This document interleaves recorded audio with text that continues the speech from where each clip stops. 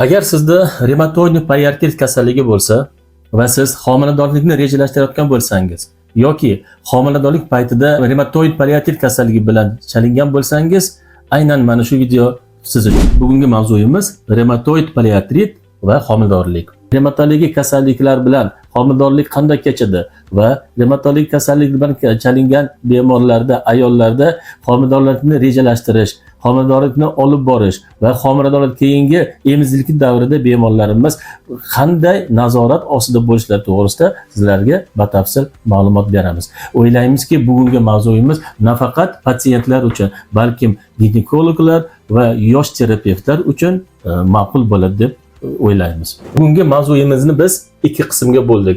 Ya'ni birinchi qismi sog'lom homiladorlarda reumatoid muammolar. Ya'ni reumatoid muammolar deganda biz umumiy bo'g'im og'riqlari to'g'risida gaplashib o'tamiz.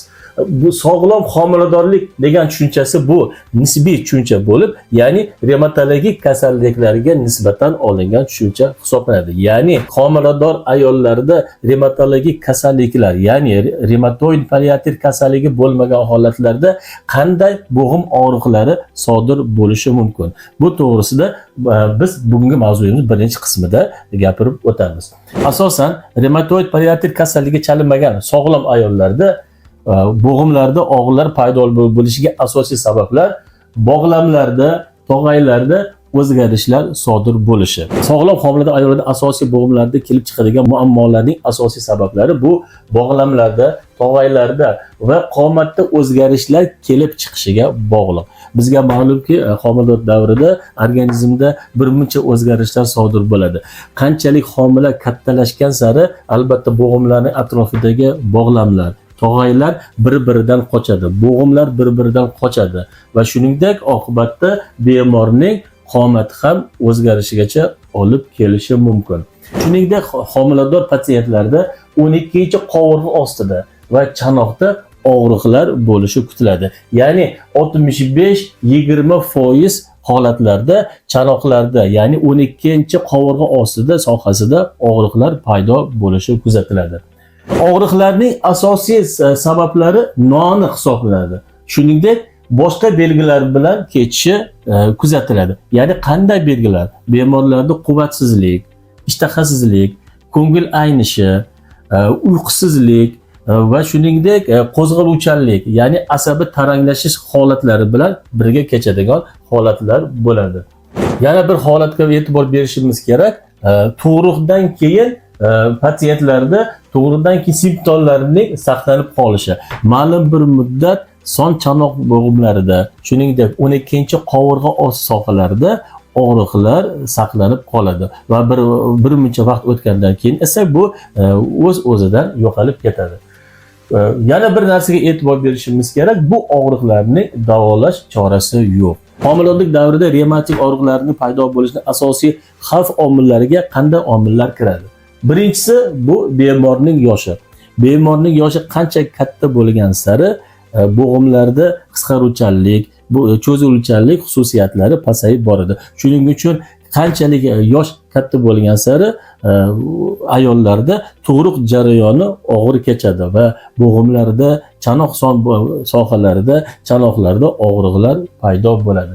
Ba'zi bir manbalarda yozilishiga qaraganda, homiladorlik jarayonidagi bo'g'imlardagi og'riqlar bu patsientning irqiga ham bog'liq. Odatda Yevropa irqiga mansub bo'lgan ayollarda bo'g'imlarda og'riqlar kuchli bo'ladi. Osiyo irqi va Afrika irqiga mansub bo'lgan ayollarda esa son chanoq bo'g'imlarida, shuningdek qovurg'a osti sohalarida og'riqlar sust bo'ladi. Chunki Osiyo va Afrika irqiga mansub bo'lgan ayollarning chanoq qismi anchagina nisbatan keng o'lchamda bo'ladi. Shuningdek, ayollarda homiladorlikgacha bo'lgan davrda bel, chanoq sohasida og'riqlar bo'ladigan bo'lsa, bu homilador davrida og'riqlarning kuchayishiga sabab bo'ladi. Masalan, ba'zi bir patsientlarda menstrual siklda yoki tuxumdon shamollashlarida, adneksit holatlarida bel, chanoq sohalarida va qovurg'a osti sohalarida og'riqlar mavjud bo'ladi. Mana shu esa bu reumatologik og'riqlarni olib kelishiga asosiy sabablardan biri hisoblanadi. Homilador ayollarda bo'g'imlarda og'riq paydo bo'ladigan bo'lsa, qanday tekshirish uslublaridan foydalanishimiz mumkin? Tekshirish uslublari bu faqatgina bemorning so'zlariga qarab va uning anamneziga qarab biz tashxis qo'ya olamiz. Lekin bemorga homilador davrida hech qachon kompyuter tomografiya, MRT va rentgenoskopiya tekshiruvlari amalga oshirish mumkin emas.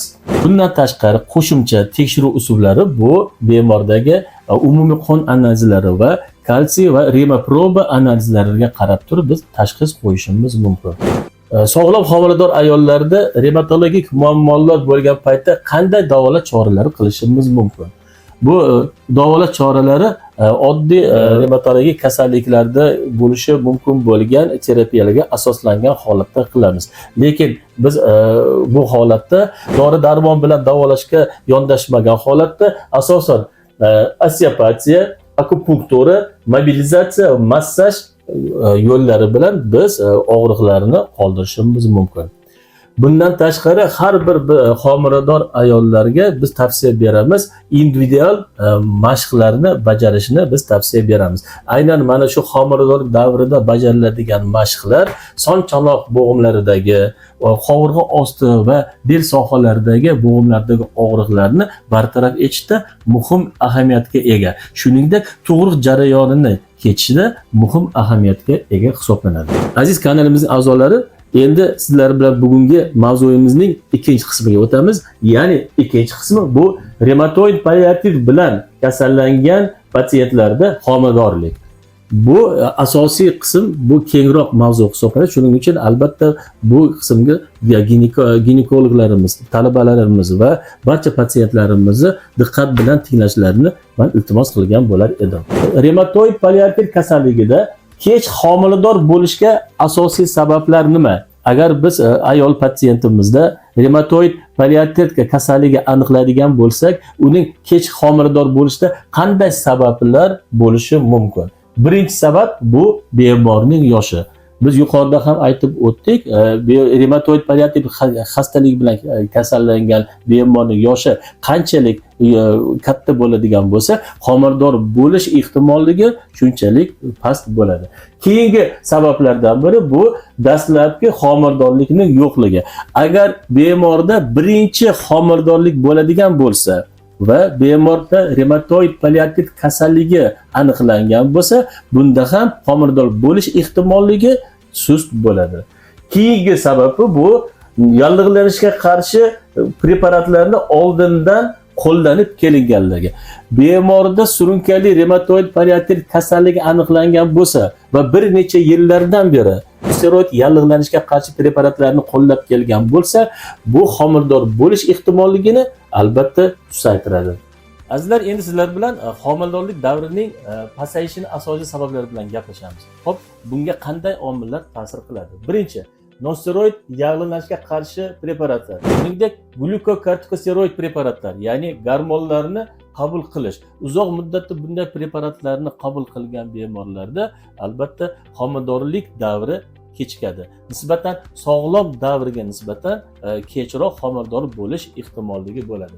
Tug'ilanish davrida autoantitela, ya'ni oosit hujayralari, ya'ni tuxum hujayralariga nisbatan autoantitelalarni hosil bo'lishi oqibatida homilador bo'lish jarayoni nisbatan kechikish kuzatiladi. Revmatoid paliativ kasalligi bilan chalingan bemorlarda albatta bo'g'imlarda, son chanoq bo'g'imlarda kuchli og'riqlar bo'lishi oqibatida nafaqat ayollarda, balki erkaklarda ham seksual disfunksiya, ya'ni jinsiy munosabatlarda noqulayliklar vujudga keladi. Mana shu oqibatida homiladorlik davri kechikishi namoyon bo'ladi. Bu esa asosiy bemorlarda 25-82% holatlarda bo'ladi. 25% bu Yevropa standarti adabiyotlarida ko'rsatilgan, bu 82% daraja bu Amerika adabiyotlarida ko'rsatilgan ma'lumotlarga asoslangan. Endi sizlar bilan homiladorlik davridagi xavf omili to'g'risida gaplashib o'tamiz. Ya'ni homiladorlik bo'lishiga qanday omillar xavfli hisoblanadi? Birinchi asosiy sabab bu urug'lanish aktivligining pasayib ketishi. Bemorlarda revmatoid paliativ birinchi marta homiladorlikda aniqlangan bo'lsa, bu albatta homiladorlik uchun xavfli omil hisoblanadi. Keyingi asosiy xavf omillaridan biri bu boshqa a'zolarda kasalliklarning aniqlanishi. Ya'ni buyrak, yurak, o'pka a'zolaridagi qo'shimcha kasalliklar aniqlanadigan bo'lsa, bu homiladorlik uchun xavf omili hisoblanadi. Keyingi navbatdagi xavf omili bu organizmda muntazam ravishda immunitetning pasayib borishi. Albatta bu immunitetning pasayib borishi bu har qanaqa kasallikning avjiga olib kelishiga sabab bo'ladi. Navbatdagi xavf omili bu glyukokortikoid preparatlarni yuqori dozada qo'llanilishi.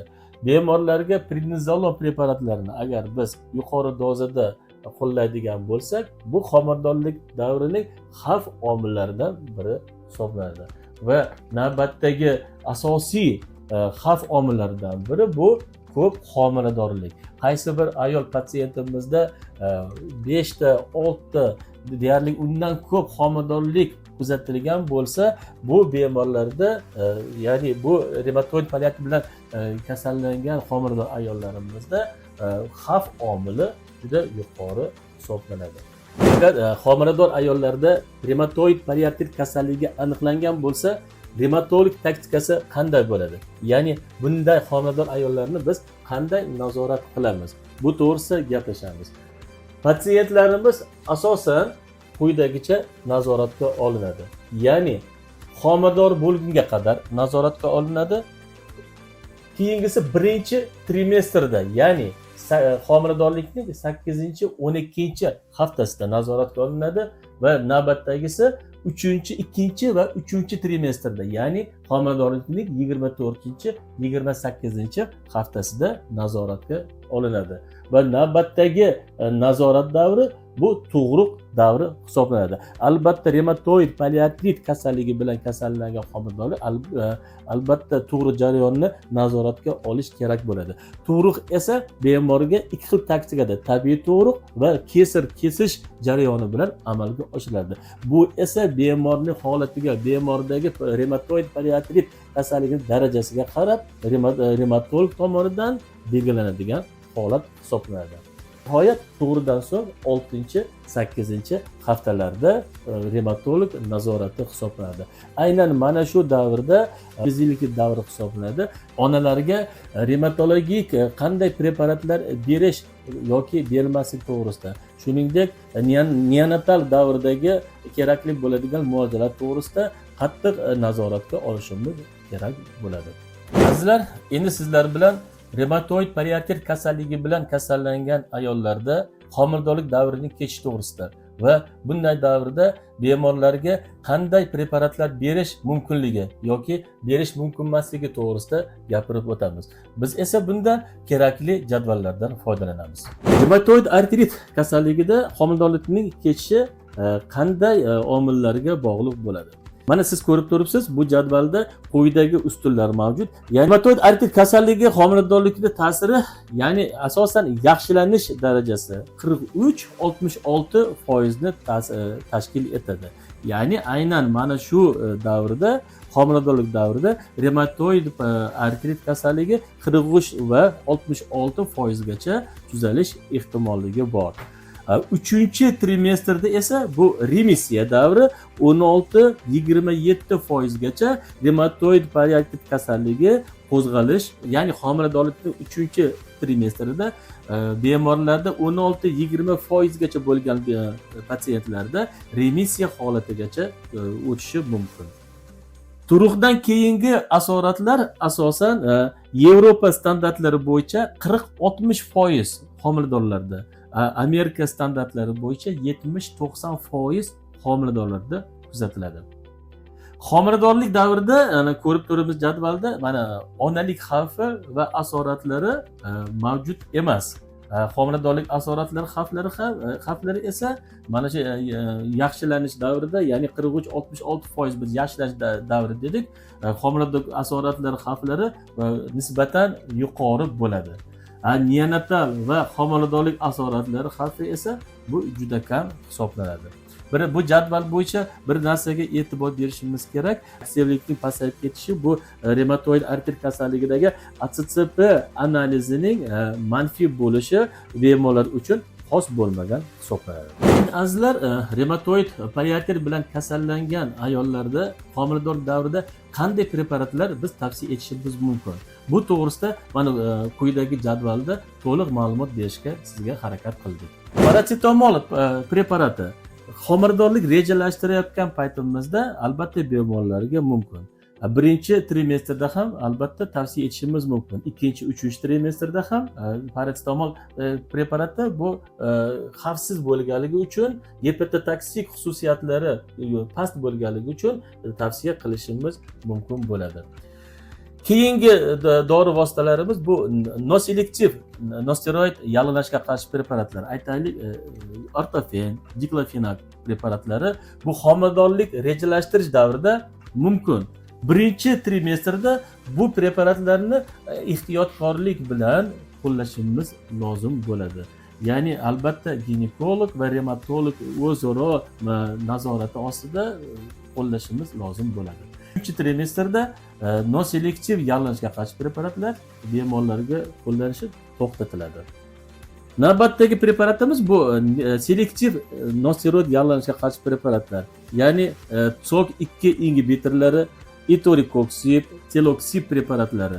Bu preparatlar homiladorlik rejalash davrida ham, birinchi trimestr va ikkinchi, uchinchi trimestrda ham foydalanish mumkin emas. Navbatdagi preparatlarimiz bu kortikosteroid preparatlar, ya'ni gormonlar, prednizolon gormoni. Haftasiga 20 mg dozagacha qo'llanilishi mumkin. Agar homiladorlikni biz rejalashtiradigan bo'lsak, bu preparatlardan biz foydalanishimiz mumkin. Birinchi trimestrda ham foydalanishimiz mumkin va ikkinchi, uchinchi trimestrda ham biz foydalanishimiz mumkin. Immunitetni ko'tarish uchun immunodepressant preparatlardan biz foydalanishimiz mumkin. Bu preparatlar albatta holatga qarab, agar bemorlarda immunitet susayotganligi aniqlanadigan bo'lsa, biz bu preparatlardan foydalanishimiz mumkin. Homiladorlikni rejalashtirish davrida mumkin va birinchi trimestrda va ikkinchi, uchinchi trimestrda ham bu preparatlardan foydalanishimiz mumkin. Aziz shifokorlar, biz sizlardan iltimos qilgan bo'lar edik, mana shu yuqorida sizlarga ko'rsatilayotgan jadvallarni o'zingizda saqlab qolishingizni va kelajakda bu jadvallardan o'zingiz uchun yetarli darajada foydalanishingizni biz tavsiya bergan bo'lar edik. Azizlar, navbatda biz tavsiya etadigan preparatlarimiz bu reumatoid poliartritda ishlatiladigan bazis preparatlar. Bu asosiy preparatlar bo'lganligi uchun bu preparatlardan homilador ayollarda foydalanayotgan paytda juda ehtiyotkorlik bilan foydalanishimiz kerak bo'ladi va quyidagi jadvalga murojaat qilamiz. Homiladorlikda tavsiya etiladigan bazis preparatlarda asosan homiladorlik rejalashtish payti va birinchi trimestr va ikkinchi trimestrda qanday dozada va qanday preparatlar berish mumkin to'g'risida gapiramiz. Gidroksixlorin preparati rejalashtirish davrida mumkin, birinchi trimestrda ham mumkin va ikkinchi, uchinchi trimestrda mumkin. Sulfasalazin preparati bu rejalashtirayotgan paytimizda, homiladorlik rejalashtirish paytimizda mumkin bo'ladi, birinchi trimestrda mumkin bo'ladi va ikkinchi, uchinchi trimestrda ham mumkin bo'ladi. Endi mana yuqorida mana jadvalga biz e'tibor beraylik. Ba'zi bir preparatlarga biz qizil rangda fon berib qo'ydik. Bu esa homiladorlikda mumkin bo'lmagan va qat'iyan taqiqlanadigan preparatlar hisoblanadi. Bunday preparatlarga qanday preparat kiradi? Metotrexat. Bu homiladorlik rejalashtirishdan 1 oydan 3 oygacha oldin to'xtatishimiz kerak bo'ladi. Birinchi trimestr esa mumkin emas. Folat kislotasi 5 mg dan berishimiz kerak bo'ladi. Ikkinchi, uchinchi trimestrda bu preparat mumkin emas. Leflunomid preparati bu homiladorlik rejalashtirish davridan 2 yil oldin to'xtatish yoki xolesteramin preparati bilan almashtirishimiz lozim bo'ladi. Birinchi trimestrda mumkin emas yoki xolesteramin bilan almashtirishimiz kerak bo'ladi. Ikkinchi, uchinchi trimestrda esa bu preparat bilan foydalanishimiz mumkin emas. Navbatdagi preparatimiz bu mikofenolata mofetil preparati. Bu homiladorlikni rejalashtirishdan 6 hafta oldin to'xtatishimiz kerak bo'ladi. Birinchi va ikkinchi va uchinchi trimestrda bu preparatdan foydalanishimiz mumkin emas. Navbatdagi preparatimiz esa siklofosfamid. bu homiladorlik rejalashtirishdan 3 oy oldin to'xtatishimiz kerak. Birinchi trimestrda mumkin emas, ikkinchi, uchinchi trimestrda hayot uchun xavfli holatda foydalanamiz xolos. Qolgan holatlarda bu preparatdan foydalanishimiz mumkin emas. Bizlar endi reumatoid poliartrit bilan kasallangan homilador ayollarga navbatdagi preparatlarimiz to'g'risida gapirib o'tamiz. Jadvalda ko'rsatilishicha, infliximab preparati rejalashtirayotgan paytida mumkin emas, birinchi trimestrda ham mumkin emas, ikkinchi, uchinchi trimestrda 16 haftadan keyin to'xtatishimiz kerak bo'ladi. Homiladorlikdagi biologik tarbiya terapiyada quyidagi preparatlar tavsiya etiladi. Birinchi preparatimiz bu infliximab. Rejalashtirish davrida bu preparat mumkin. Birinchi trimestrda mumkin, ikkinchi, uchinchi trimestrda 16 haftadan keyin to'xtatamiz. Keyin navbatdagi preparatimiz bu adalimumab. Bu rejalash davrida mumkin bu preparatimiz, birinchi trimestrda mumkin, ikkinchi, uchinchi trimestrda esa uchinchi trimestrda preparatni tavsiya etish to'xtatiladi. Navbatdagi preparatimiz bu etanercept. Rejalashtirish davrida mumkin, birinchi trimestrda mumkin, uchinchi trimestrda bu preparat tavsiya etish to'xtatiladi. Golimumab preparati rejalashtirish davrida mumkin, birinchi trimestrda mumkin va uchinchi trimestrda tavsiya etish to'xtatiladi. Navbatdagi preparatim bu certolizumab. Rejalash davrida mumkin, birinchi trimestrda mumkin va ikkinchi, uchinchi trimestrda ham mumkin hisoblanadi. Mana azizlar, sizlar bilan biz bugungi mavzuyimizda homiladorlik davrida bo'g'imlarda sog'lom ayollarda va reumatoid poliartrit kasalligi bilan chalingan ayollarda bo'g'imlarda og'riq paydo bo'lishi, reumatoid poliartrit kasalligi bilan chalingan ayollarda qanday preparatlarni homiladorlikda biz tavsiya qilishimiz mumkin, bu preparat to'g'risida qisqacha sizlarga ma'lumot berishga harakat qildik. Bugungi mavzuyimizdan biz shuni xulosa qilishimiz kerakki, hurmatli ginekologlarimiz va hurmatli revmatologlarimiz har qanday homilador ayollarda reumatoid artrit kasalligi, revmatizm kasalligi aniqlanadigan holatda o'zaro bir-birlari bilan maslahatlashgan holatda bemorga jiddiy taktika bilan yondashishimiz kerak bo'ladi. Bu reumatoid poliartrit xastaligi bilan kasallangan bemorlar esa homiladorlikni rejalashtiradigan bo'lsa, eng kamida 2 yil oldindan harakat qilishimiz kerak bo'ladi va ma'lum bir preparatlarning dozasini kamaytirib, ma'lum bir preparatlarni esa to'xtatishimiz kerak bo'ladi. Bu bugungi mavzuyimiz bo'yicha sizlarni qanday savollar qiziqtirayotgan bo'lsa, albatta kommentariyaga qoldirishingizni biz so'rab qolamiz. Sizlar uchun doimo doktor Fermer klinikasi xizmatda.